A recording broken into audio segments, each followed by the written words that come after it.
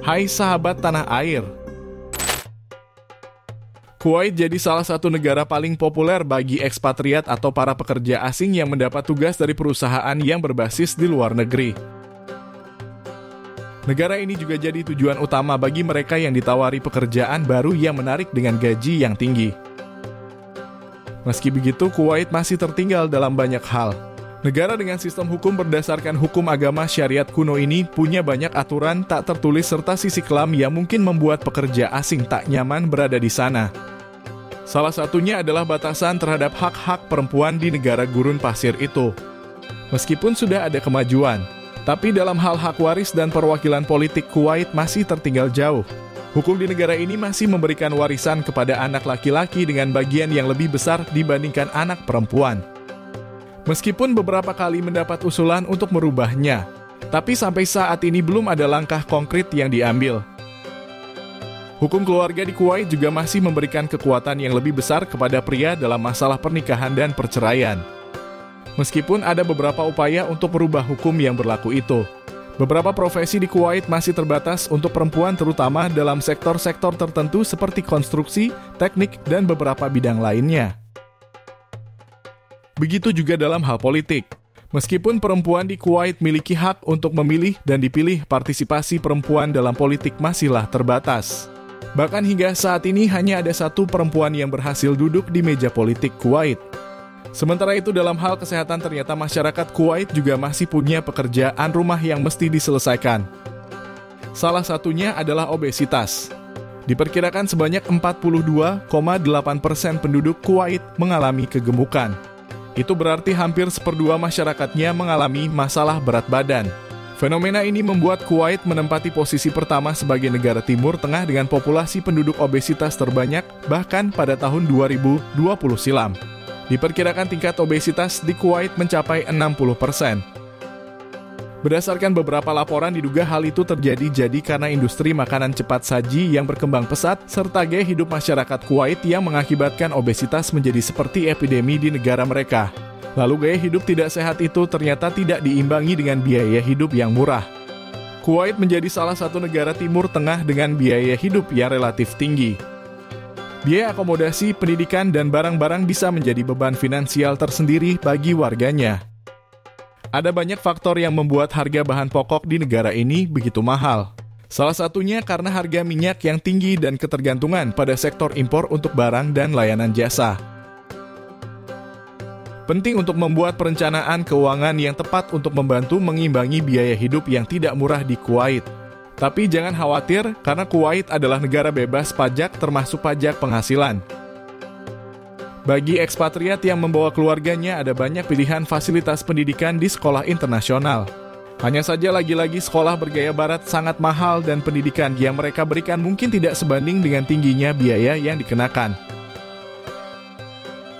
Hal serupa juga terjadi di sektor pelayanan kesehatan bagi ekspatriat. Dengan sejumlah rumah sakit swasta dan beberapa yang sementara dalam tahap pembangunan, bukan berarti biaya kesehatan di Kuwait jadi murah. Kecuali ada asuransi kesehatan disediakan oleh tempatnya bekerja. Jika ingin menghemat mungkin transportasi umum bisa jadi pilihan. Tapi apa jadinya jika di Kuwait transportasi umum sangat terbatas jumlahnya? Tentu ini akan jadi tantangan bagi mereka yang tidak memiliki kendaraan pribadi. Jika dibandingkan dengan negara-negara lain, jumlah transportasi umum di negara ini memanglah sangat sedikit. Meskipun ada layanan bis yang menghubungkan berbagai bagian kota, tapi frekuensi dan jangkauannya mungkin tidak sebanyak transportasi umum di negara lain. Meski begitu, pemerintah Kuwait terus berupaya meningkatkan sistem transportasi umumnya, termasuk melalui proyek-proyek seperti Kuwait Metro yang diharapkan akan menjadi opsi transportasi yang lebih baik di masa depan. Selain bahasa, pengunjung yang datang ke Kuwait juga harus bersiap-siap untuk menghadapi perbedaan dan tantangan budaya saat mereka mencoba menyesuaikan diri dengan adat istiadat, tradisi, dan masyarakat setempat. Sebagai negara penganut Islam, mereka punya aturan yang ketat soal pakaian, aturan, dan pedoman agama. Nilai-nilai yang berkaitan dengan keluarga dan peran perempuan dan laki-laki.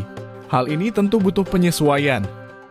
Sebagai negara dengan pemeluk agama Islam 99,97%, Islam menjadi bagian paling penting yang turut mempengaruhi budaya sehari-hari masyarakat Kuwait.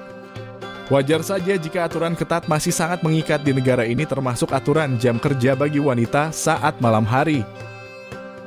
Mereka tidak diperbolehkan bekerja di atas pukul 10 malam hingga pukul 7 pagi. Jika melanggar aturan itu, mereka dianggap tidak bermoral dan harus atas persetujuan suaminya. Selain dalam hal bekerja, masih ada aturan lain yang juga mengikat wanita Kuwait. Misalnya olahraga dan cara berpakaian di tempat umum. Baru-baru ini Kuwait dihebohkan dengan iklan yoga yang menawarkan liburan di gurun pasir sebagai negara mayoritas Muslim. Hal ini dianggap mencoreng agama Islam. Larangan ini pun mendapat protes dari masyarakat. Batalnya rencana liburan itu juga membuat Kuwait disebut tertinggal dari Arab Saudi yang bahkan sudah pernah menggelar festival yoga. Sementara itu, Mesir sebagai salah satu negara yang juga berada di Timur Tengah bahkan sudah membebaskan wanita di negara mereka untuk berlibur ke pantai. Tapi bukan pantai yang dikunjungi kaum laki-laki, melainkan pantai khusus untuk kaum perempuan di negara mereka.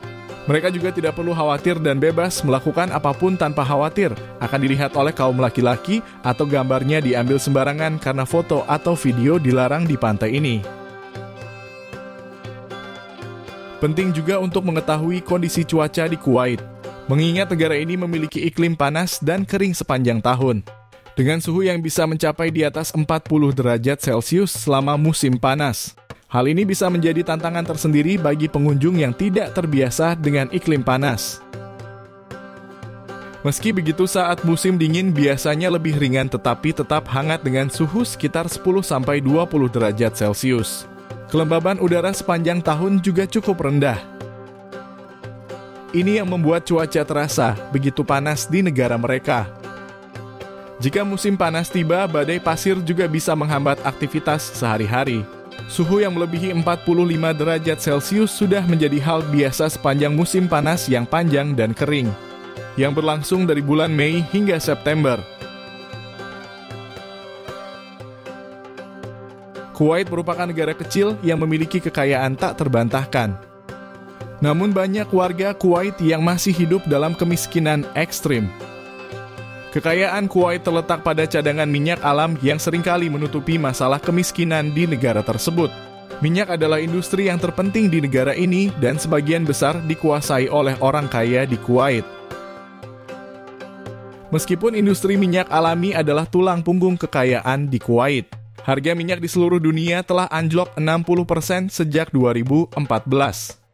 Hingga menantang negara itu untuk mengurangi pengeluaran dan mulai mencari cara alternatif untuk menghasilkan pendapatan. Solusi ini dapat menyebabkan warga yang menganggur mendapatkan pekerjaan di bidang apapun yang dianggap menguntungkan oleh pemerintah. Negara ini hanya mempekerjakan sekitar 70% penduduknya, sehingga 1 dari 4 orang tidak memiliki penghasilan untuk menghidupi keluarga mereka. 500.000 orang tinggal di rumah sewaan, lebih dari 100.000 orang mencari rumah. Sebanyak 70% dari penduduk Kuwait adalah ekspatriat atau orang-orang yang melepaskan kewarganegaraan aslinya. Sedangkan sisanya baru merupakan populasi penduduk asli Kuwait. Kebanyakan ekspatriat tinggal di kota Kuwait dan rata-rata berasal dari India. Tepatnya India bagian selatan seperti Tamil, Nadu, dan Kerala. Oleh sebab itu di Kuwait terdapat sekitar 17 sekolah untuk orang India dan 100 asosiasi komunitas India untuk memenuhi kebutuhan orang India yang tinggal di negara tersebut. Selain India, kelompok ekspatriat terbesar kedua adalah orang Mesir, kemudian dilanjut oleh orang Pakistan, Syria, Iran, Palestina, Filipina, dan Turki.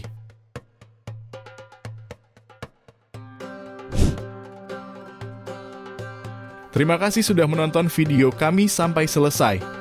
Sampai ketemu lagi di episode selanjutnya dengan topik yang lebih menarik.